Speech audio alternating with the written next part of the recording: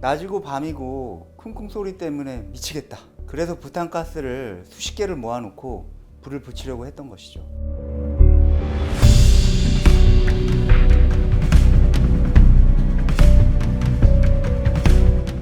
1심에서 이미 징역형을 선고받은 구속 피고인이 집행유예를 선고받는다는 것은 기적 같은 일이거든요. 오늘의 법승의 사건 파일은 층간소음으로 인한 방화 사건입니다.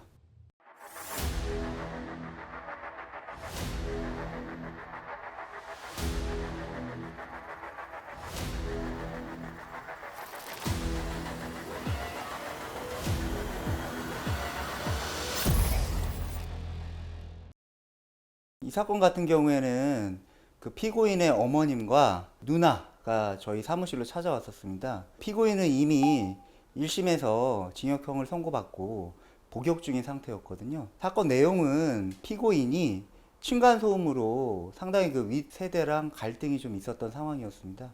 그래서 참고 참다가 결국에는 도저히 참을 수가 없는 상황에 이르러서 의뢰인이 위층 세대 앞에 그 부탄가스에 불을 붙이고 배회를 했던 사건입니다. 다행히 아파트 관리인이 불이 나려고 하는 상황을 발견을 해가지고 불을 바로 껐습니다.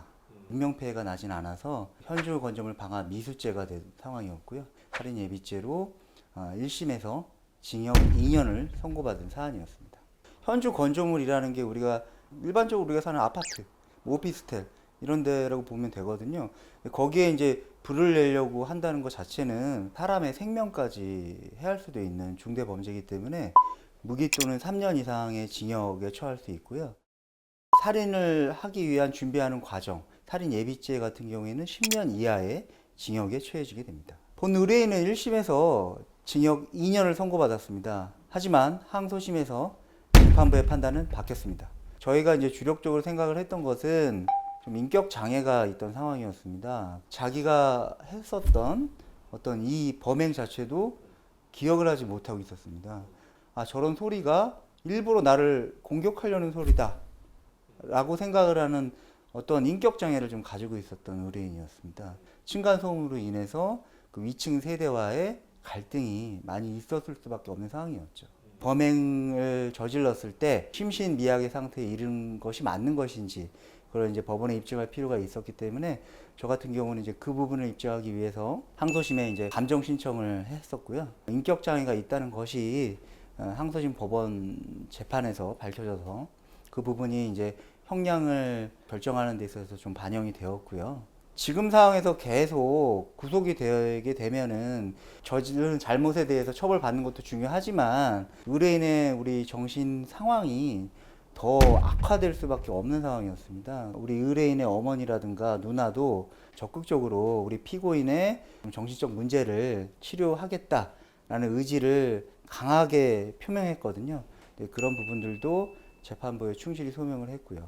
재범하지 않겠다는 의지 이런 것을 충실히 보여주려고 노력했습니다.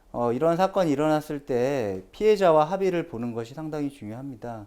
피해자한테도 여러 편지를 쓰면서 타제의 의사를 표현을 했고 피해자가 좀 처벌을 원하지 않는다라는 처벌 불원의 취지를 재판부에도 여러 차례 제출을 했고 저희 변호인과 함께하면서 피고인의 심신미약 상황과 그리고 여러 양형 요인 제시 그리고 피해자 합의 등을 통해서 결국에는 징역 2년에 집행유예 3년을 선고받을 수 있었습니다.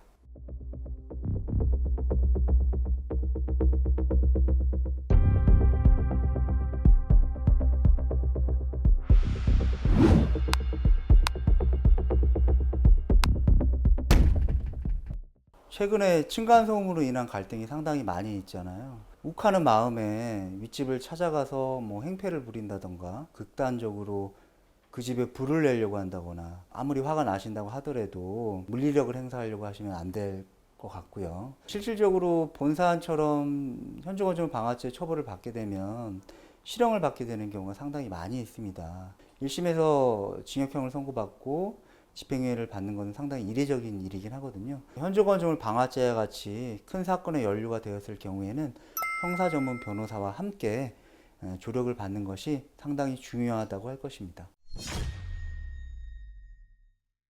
예, 법승TV 오늘은 여기까지고요. 각종 범죄와 관련하여 궁금하신 사항이 있다면 댓글이나 홈페이지에 문의사항을 주시면 답변 드리도록 하겠습니다. 지금까지 형사전문 변호사 문필성이었습니다. 감사합니다.